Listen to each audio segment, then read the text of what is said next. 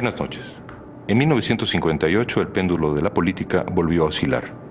A un presidente austero debía seguir un presidente expansivo. A un Adolfo viejo, un Adolfo joven. Adolfo López Mateos. Un hombre hecho mucho más para la diplomacia que para los fríos cálculos de la política. Un hombre amoroso, viajero, bohemio. Un orador como los antiguos, de gran cabellera y de palabra florida. Su biografía sigue hasta hoy envuelta entre las brumas. Hoy la recordamos. Acompáñanos.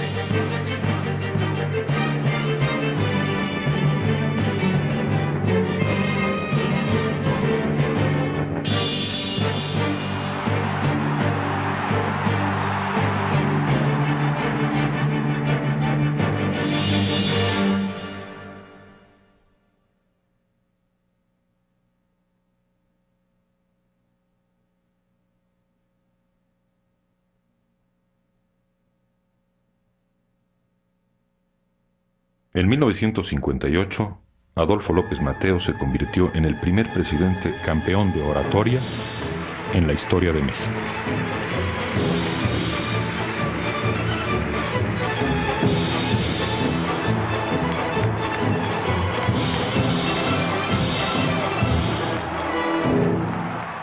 Era un hombre carismático y bien parecido que aprovechó su voz como arma política. Las mujeres fueron muy importantes en su vida, entre ellas su madre, de quien heredó un cierto gusto por las artes, y su hermana Esperanza, de ideas liberales, quien fue una influencia central en sus años de juventud. Nadie sabe a ciencia cierta su lugar y fecha de nacimiento, y muchas veces a lo largo de su vida utilizó por razones prácticas o de conveniencia política distintas actas de nacimiento. Pero lo más probable es que el cuarto hijo del dentista Mariano López y la profesora Elena Mateos haya nacido en Atizapán de Zaragoza el 26 de mayo de 1909.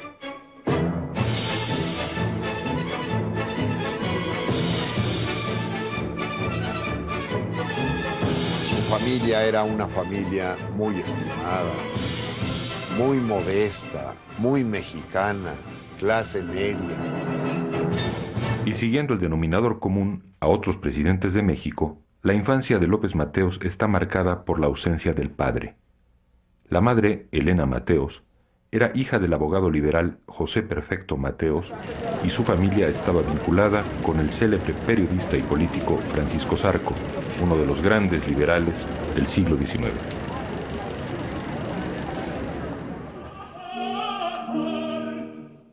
Doña Elena había publicado en su juventud un libro de poesía, Corazón de Cristal, pero después, por la estrechez económica en que vivían, limitó su vocación a escribir suaves epístolas a sus hijos para no tener que reprenderlos en persona.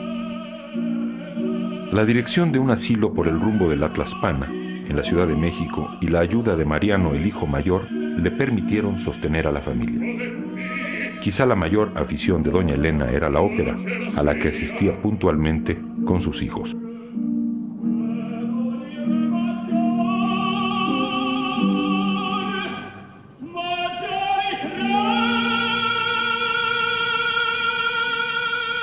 Adolfo tuvo una niñez y juventud bastante pobres, pero pudo inscribirse en el Colegio Francés.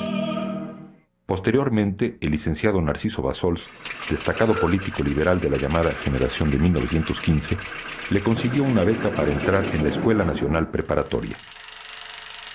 En esa época, Lombardo Toledano era director de la preparatoria durante 1923 y ocasionó la huelga preparatoriana de 23, que fue muy famosa. Se ocasionó por la... entre Lombardo Toledano y José Vasconcelos había algunas diferencias de tipo filosófico. Mateos entonces en 1923, 22 entró a la preparatoria, en 23 nos acompañó a varios estudiantes que fuimos a ver a Vasconcelos para pedirle que nos facilitara locales para las escuelas nocturnas, para las de la UEP, que fueron después de la UEPOC, la Unión de Estudiantes Pro Obrero y Campesino, eso es UEPOC. Y López Mateos fue encargado de la delegación del Estado de México.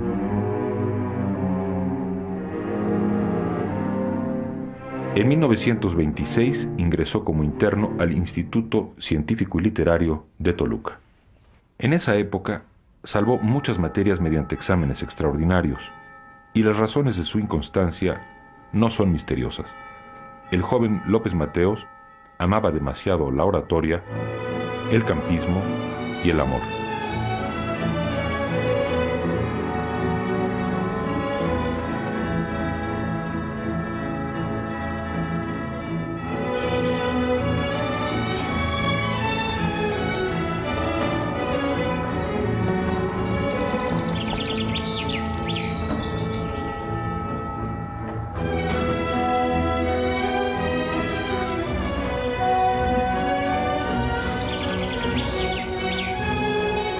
Tenía gran interés por la cultura física.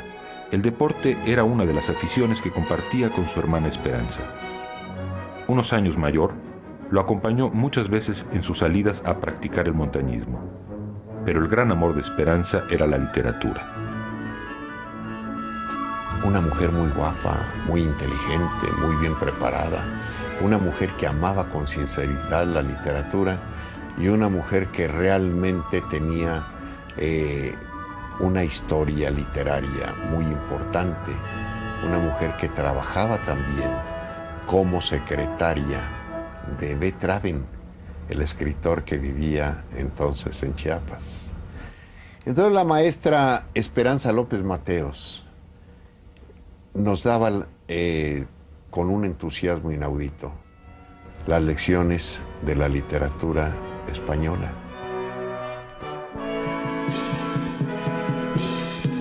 Entre Adolfo y Esperanza había una relación muy cercana que con los años se convirtió en un contrapunto ambiguo. En el futuro tomarían caminos distintos, ella como luchadora social, él como un hombre del sistema.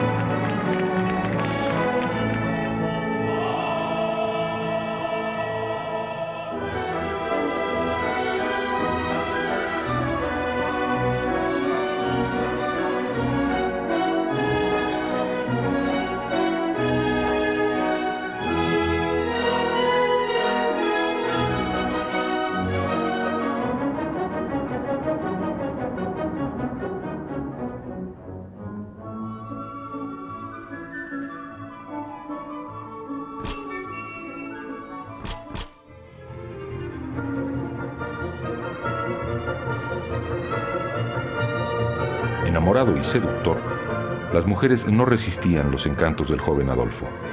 Las palabras eran su mejor arma, como las declaraba al oído o por carta a su novia Celestina Vargas, que seguramente se derretía al oírlo. Muy simpático, de una risa, no sonrisa y risa, perfectamente preciosa, ¿no? Una misa grande, a carcajadas, pero se veía una carcajada de un hombre limpio. En una de las cartas que me mandó, decía, tengo un libro abierto en mi escritorio que dice, en el amor, como en el mar, se naufraga. Seré yo un inmenso náufrago en el inmenso mar de tu amor. En su juventud, Adolfo impresionó a muchas mujeres, escribiéndoles románticos poemas, aunque muchas veces con versos poco felices. En una entrevista con su esposa, Eva, el periodista Jacobo Zabludovsky leería fragmentos de un poema de juventud. Bueno, pues dice así. Campos sembrados de verdes cañas, que dan ahora mazorcas rubias que maduraron las frescas lluvias y los riachuelos de las montañas.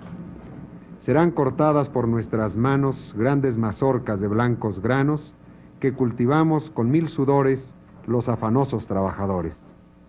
Las llevaremos a nuestras chozas por la vereda y por el atajo, y al ver el fruto que da el trabajo, nuestras familias también serán dichosas. serán dichosas. Por la vereda llena de flores, cuando terminen los labradores, van camino de sus hogares con sus sonrisas y sus cantares. Buen poeta, López Mateos. Para mí, sí. En 1925 conoció a la joven Eva Sámano, maestra de profesión, de religión protestante y alumna de la Normal de Maestros. Adolfo la recogía todos los días y cuando no podían verse, se enviaban recados con un método bastante peculiar.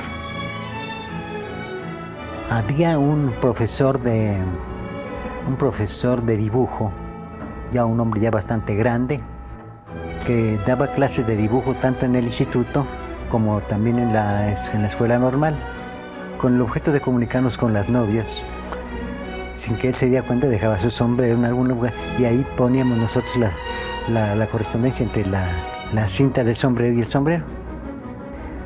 Él las llevaba y las traía, de manera que el envío y la respuesta siempre la teníamos a través de su sombrero, un sombrero de alcahuete, ¿verdad? Pero muy eficaz. Su ímpetu de hombre galante y la manera que tenía de comportarse con las mujeres eran rasgos que lo caracterizaban y distinguían.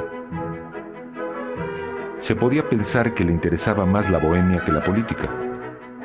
Incluso cuando ya era director del Instituto Científico y Literario de Toluca, no dejaba de lucir sus dotes de galán conquistador. Le platicaba yo a usted que algún día estando en el Café Madrid había una mesera muy guapa, una mocosa, ¿no? Gente de 19, 20 años, ¿no? Y un día se le acercó a Adolfo, estábamos tomando café, y le dijo: ay, licenciado, tiene usted una boca tan extraordinaria que quisiera yo que me diera un beso, besarla. Pues, lo más sencillo, ahora mismo, dijo Adolfo, retiró la bolsa, se paró y lo dio un beso de 5 minutos, ¿no? Pero delante, sí, en el café, en pleno café, ¿no? Y se volvió a sentar y siguió tomando su café. El noviazgo con Eva Sámano duró 12 años y terminó en matrimonio gracias a la insistencia de doña Elena con su hijo. Antes, durante y después, López Mateos tuvo amoríos. Alguna vez un amigo lambiscón le regaló, que era cazador, le regaló una gran astas de venado para que lo colocara, para colocarlo como perchero, ¿no? Y un perro de caza muy fino. A Evito, cuando lo recibió, le dijo: mire, Galo del Mazo se llamaba, que le regaló eso. Los cuernos esos los llevo yo, y con mucha dignidad. No quiero alusiones personales, llévese su perchero.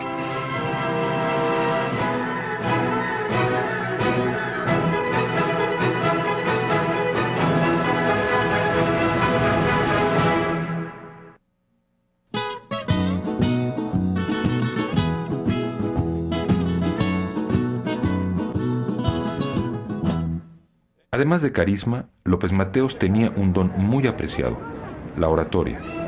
Desde muy joven en Toluca, Adolfo había mostrado cualidades para el género.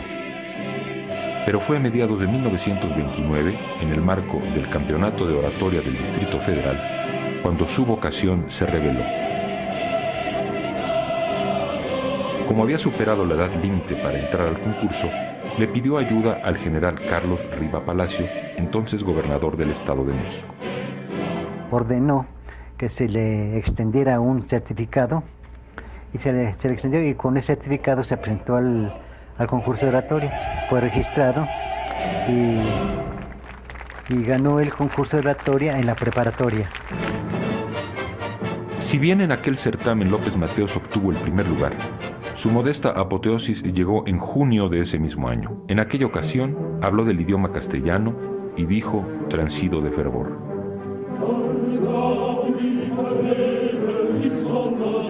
es lengua de bronce, lengua de campanas y de cañones, pero también es lengua de oro y de plata, que ha traducido los éxtasis místicos y deliquios amorosos de una raza.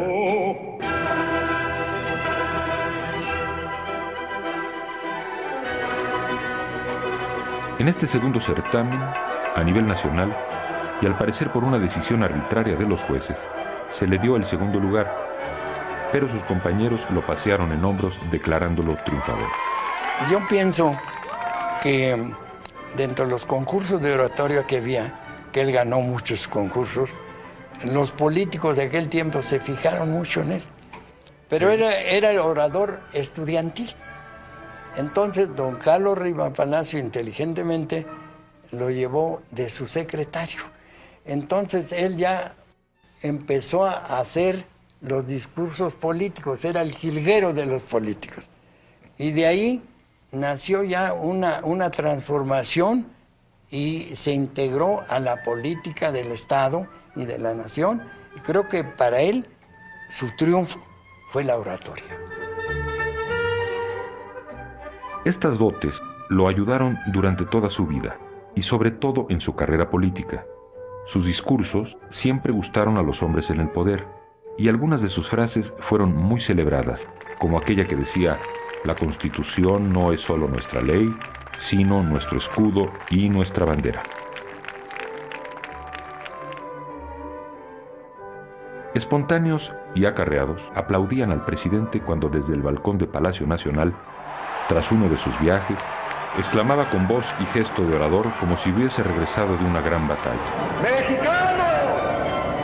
¡Me reintegro a la patria, a su suelo, del que nunca estuve alejado espiritualmente! López Mateos mantuvo intacto el estilo oratorio del siglo XIX y mientras fue presidente se convirtió en su propio jilguero.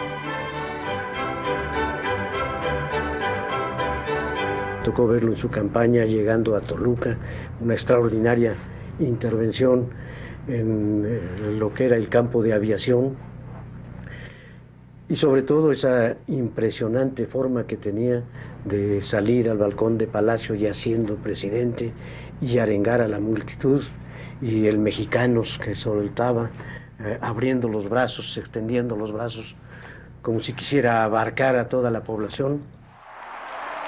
Era más su presencia y su tono de voz lo que entusiasmaba tanto a las multitudes, porque sus palabras eran sonoras y grandilocuentes, pero casi siempre carecían de la debida profundidad. Estudiar la naturaleza, escudriñar el universo, ha sido la pasión más constante del hombre, desde que el primero de ellos presintió que para ser libre tenía que saber. Saber y libertad son inseparables.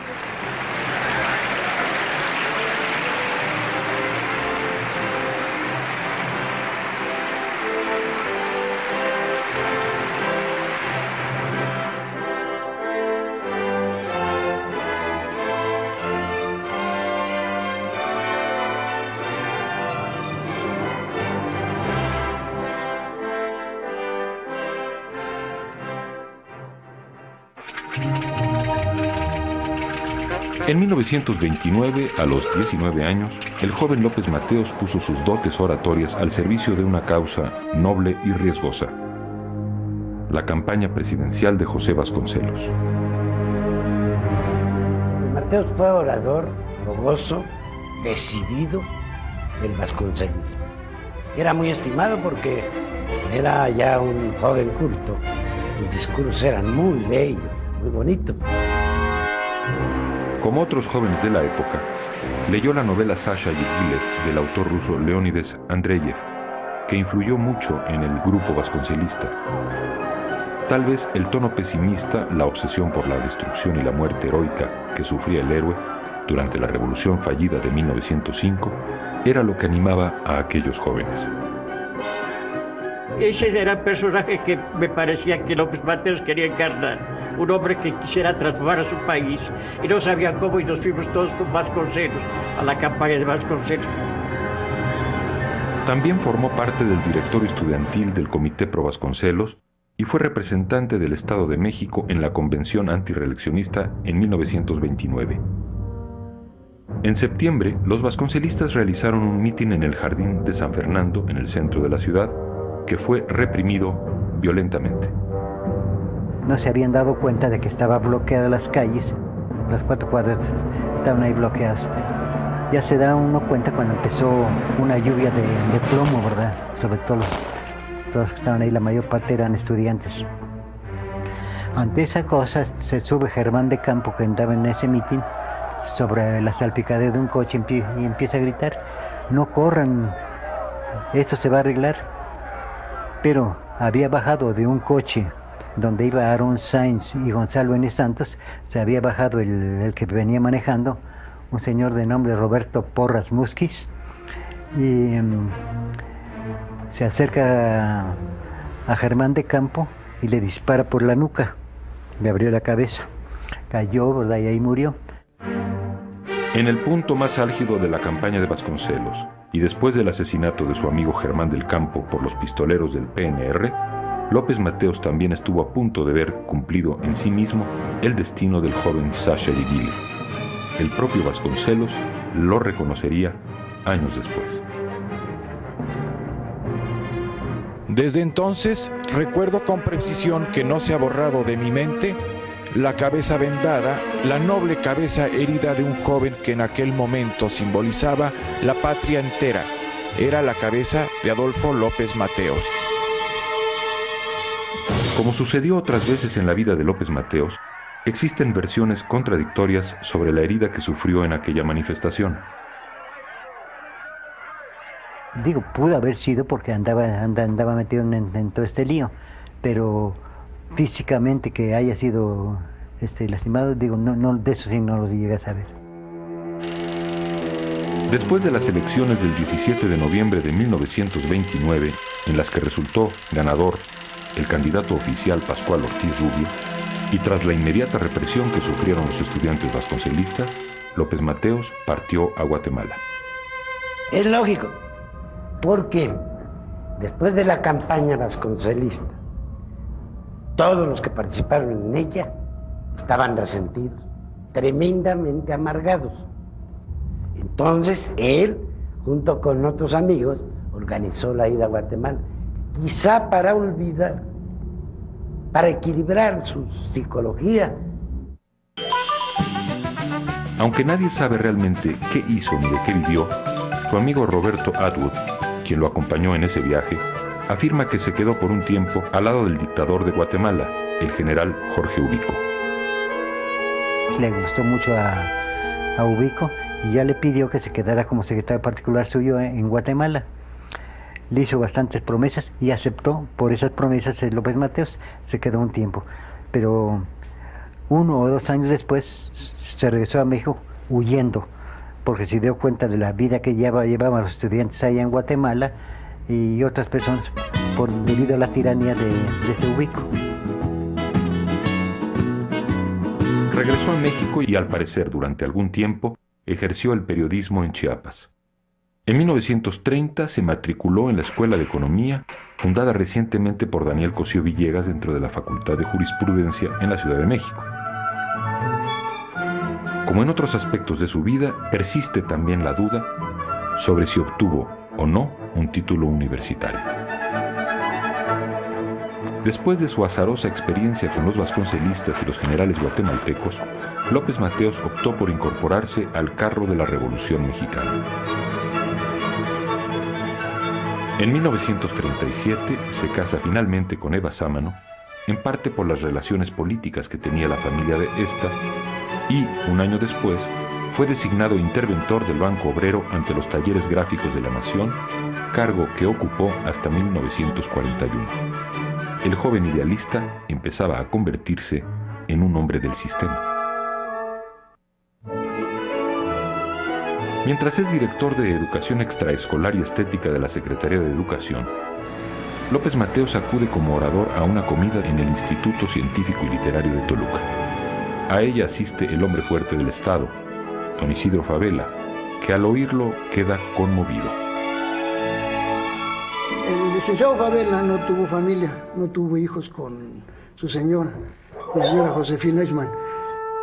Entonces dicen que sus hijos espirituales, intelectuales, fueron Alfredo del Mazo, que además era su sobrino carnal, don Adolfo López Mateos, Carlos Jan González y Mario Colín Sánchez.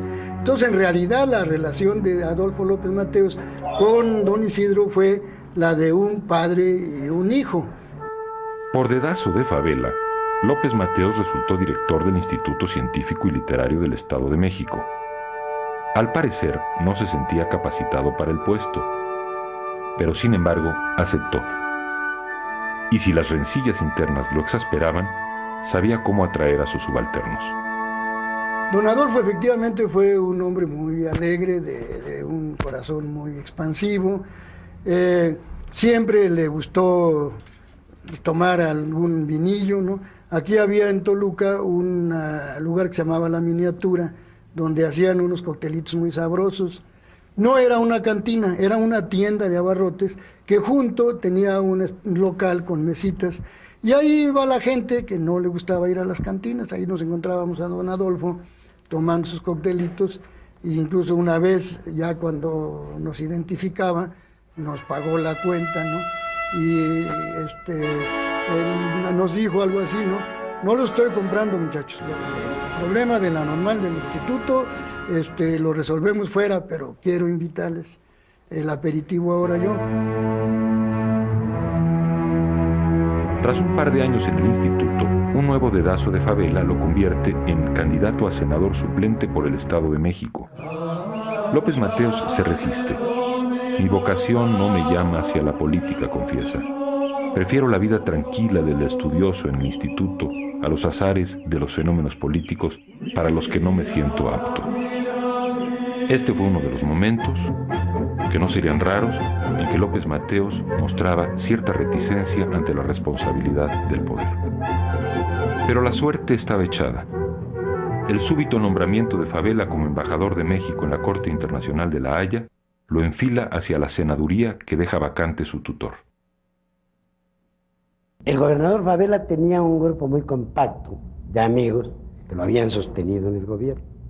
Indiscutiblemente que uno de ellos o dos querían ser candidatos al Senado. Pero pensando eso, el licenciado Favela lo fueron a saludar y los hizo esperar más de una hora. A la hora, violentamente abrió la puerta y le dijo: amigos, gracias por venirme a saludar. Sé que me vienen a plantear la candidatura del licenciado Adolfo López Mateos. Ustedes saben que es un elemento de mucha valía. Muchas gracias por su apoyo. Y le cerró la puerta. Así nace la candidatura de López Mateos. No sin dificultades con algunos políticos, quienes aseguraban que había nacido en Guatemala. Entonces Alemán se enteró de las cosas, llamó a López Mateos y lo contuvo un poco en esa irritación que tenía. Y le dijo: mire, usted va a tener el tiempo necesario para conseguir la documentación necesaria para demostrar que usted nació en México y que estuvo en México. No se excite, deje las cosas así y las pondremos en su lugar. Usted va a tener su sitio. López Mateos llegó a la senaduría en 1946. El mismo día en que rindió la protesta de rigor, en la propia Cámara, recibió la noticia de que su madre acababa de morir. Eso lo impactó mucho, siempre lo recordó. Entonces ya salimos del grupo de amigos y nos fuimos a un departamento ahí en San Rafael a ver, ahí estaban velando ya a la señora, a la mamá del licenciado López Mateos.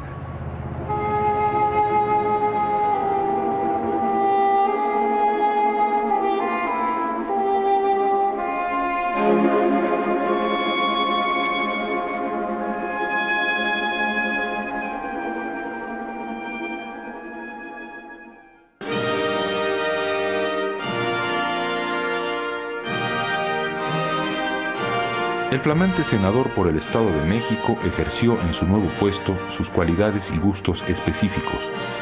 Hizo más diplomacia que política. Asistió a varias conferencias y comisiones internacionales, Probó sus dotes oratorias en la reunión de la UNESCO en 1947, asistió a la Junta de Cancilleres en Estados Unidos y encabezó la delegación mexicana durante una reunión sobre los problemas económicos en Ginebra. Parecía el sueño de un orador andariego. Él, siendo senador, trató de llegar a ser postulado como candidato a gobernador por el Estado de México. No lo logró, pero lo que sí obtuvo él durante el Senado es una magnífica relación con el entonces presidente, el señor licenciado Miguel Alemán. Pero siendo senador, se liga en forma más estrecha, más cordial, con el entonces secretario de Gobernación, mi jefe, don Adolfo Ruiz Cortines. En 1951 vivió dos experiencias extremas: el suicidio de su hermana Esperanza y el destape de su buen amigo, el ministro de Gobernación, Adolfo Ruiz Cortines. Enfermera titulada y laureada, Esperanza era una activista social cercana a Lombardo Toledano. En su propia casa daba cama y comida a las mujeres de los obreros del mineral de Nueva Rosita, que marcharon en huelga a la Ciudad de México. Ese mismo año, en una excursión al Popocatépetl, sufrió un accidente que la dejó paralítica y poco después se quitó la vida. Durante más de 10 años, Esperanza había sido la mejor amiga, representante y traductora al español del misterioso escritor B. Traven, quien 1 año y medio después de su muerte escribió: respecto a Esperanza, hasta ahora no me siento repuesto. No he sido capaz de habituarme a su partida. Aún la veo por doquier, en todos los lugares donde estuvimos juntos, sea un café, un restaurante, en cierta calle, cierto parque o en algún cine. Esperanza y Adolfo habían seguido direcciones opuestas. López Mateos se olvidó de sus ímpetus liberales y eligió la seguridad que le ofrecía integrarse al sistema que combatió en los años 20. Mientras tanto, Esperanza había seguido firme en sus convicciones socialistas. En esa época se estrecha también su amistad con el senador poblano Gustavo Díaz Ordaz. Esta relación sería fundamental en las vidas y en las carreras políticas de ambos. Primero le decía Gustavito. Oye, Gustavito. Pues tenía el concepto de que era un agente inteligente, porque lo era. Abusado, siempre estaba, es decir, era un agente que sabía colocar. Gustavo Díaz Ordaz tenía dos facetas: o era extraordinariamente simpático, anecdótico, agradable, o extraordinariamente desagradable y punzante. Es decir, hay anécdotas, muchas de ellas pues, que no valen ni siquiera la pena recordar. Es decir, él era o muy simpático o muy chocante. Díaz Ordaz era un soldado del sistema. En uno de sus discursos más violentos, siendo senador, atacó al militante enriquista Antonio Espinosa de los Monteros, quien se atrevió a criticar en Washington la corrupción y monopolización que imperaban en el PRI. Me acuerdo en una ocasión que ir a Puebla a visitar al señor licenciado don Gustavo Díaz Ordaz para hacerle la invitación de que viniese a México a colaborar en el primer cargo que tuvo en la Secretaría de Gobernación don Gustavo, como director de Asuntos Jurídicos de la Secretaría de Gobernación. Me tocó pues casi ser testigo de esa invitación histórica de la que era portador ya el licenciado López Mateos, secretario de Trabajo, año de enero 1953. Ahora Gustavo acepta, así se hilan las cosas en la vida.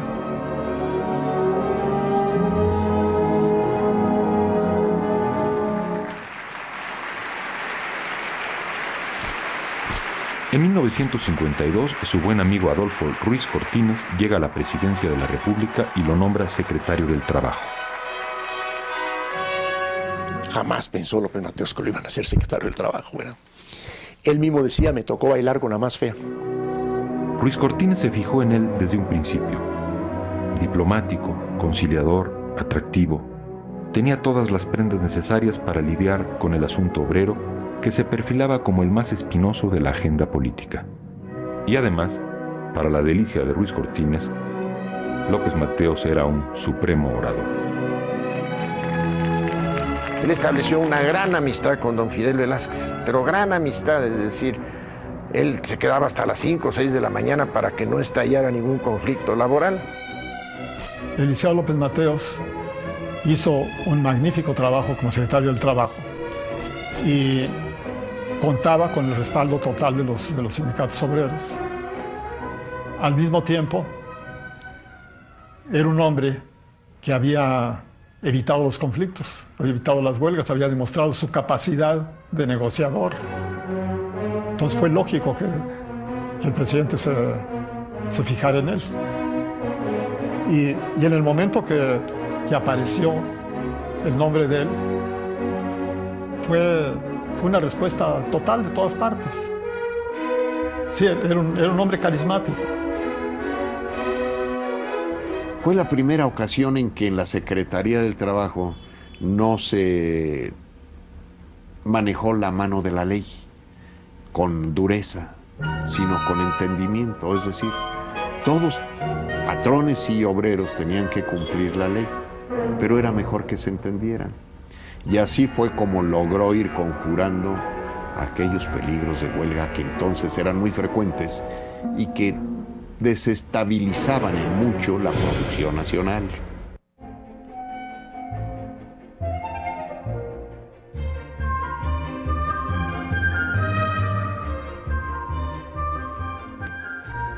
El 17 de noviembre de 1957, un ajetreo inusitado que venía desde el estadio de la Ciudad de los Deportes despertó a los pacíficos habitantes de la colonia Nápoles, rumbo al sur de la Ciudad de México.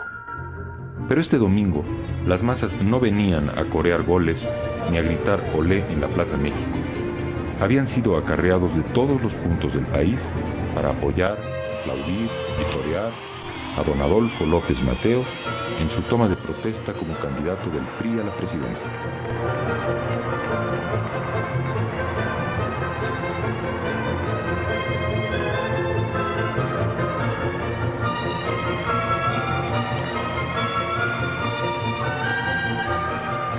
Yo estoy encantado con la designación de un hombre inteligente y bueno, comentó José Vasconcelos, quien a sus 76 años vivió para ver la exaltación de un vasconcelista a la presidencia. Varios compañeros de aquella cruzada cívica ocuparían puestos importantes en el poder legislativo, pero estarían ausentes del ejecutivo. Era natural. López Mateos no quería exponerse a una nueva derrota, poniendo a la romántica oposición a gobernar. Para románticos en el poder, bastaba consigo mismo. Necesitaba un gabinete de fuerza, un gabinete eficaz, que compensara sus propias limitaciones, su propia indisposición para las maniobras y las tensiones. Sobre todo a fines de 1958, con los ferrocarrileros, los maestros, los petroleros y los estudiantes manifestando su descontento en las calles.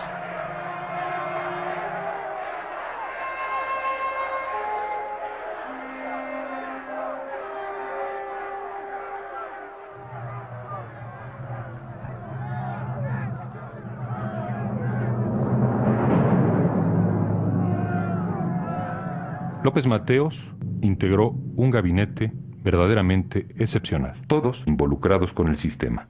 En el departamento del Distrito Federal repetiría Ernesto P. Uruchurtu, el regente de hierro. Un temible militar callista, el general Gómez Huerta, asumiría la jefatura del Estado Mayor Presidencial. Pero el edificio en realidad descansaría sobre dos pilares, el ministro de Hacienda y el de Gobernación. El primero, Antonio Ortiz Mena, venía precedido de una gran fama como director del Seguro Social. El segundo, Gustavo Díaz Ordaz, era gran amigo de López Mateos. Se dice que le apodaban el jefe Chiringas, porque actuaba sin considerandos. Tenía fama de inteligente y duro. Días antes de su toma de posesión, López Mateos tuvo un fuerte ataque de migraña y salió en camilla de un acto público. El mismo día de la toma de posesión, interrumpió su discurso y se sentó por un momento. Alguien lo escuchó decir: «¿Cómo me duele el brazo?». Al hacer el juramento, en el cual el brazo debe permanecer extendido, solo lo pudo levantar a medias, como vacilante. Era, en cierta forma, un símbolo de la extrañeza con la que vivía su alta responsabilidad. Al día siguiente, en la vieja casona de Bucareli donde despachaba, Gustavo Díaz Ordaz, el secretario de Gobernación, entendió que sería él, más que su amigo Adolfo, quien en verdad ejercería el mando político. Los problemas y las personas llegarían a él y de él no pasarían, comentaba con Luis M. Farías, su director de información. De eso se trata, de que no molesten al presidente de la República. Así de sencilla es la cosa. Abriendo el compás, marca el paso de la Verónica. Y brinda también al señor presidente de México.